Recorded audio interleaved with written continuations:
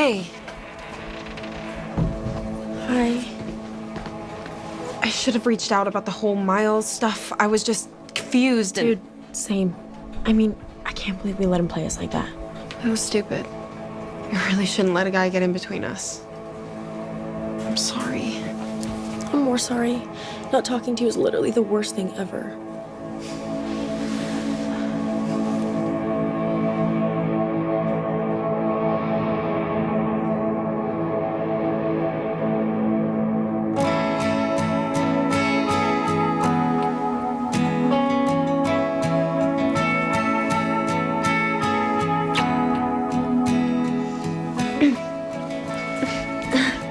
Well, that was unexpected.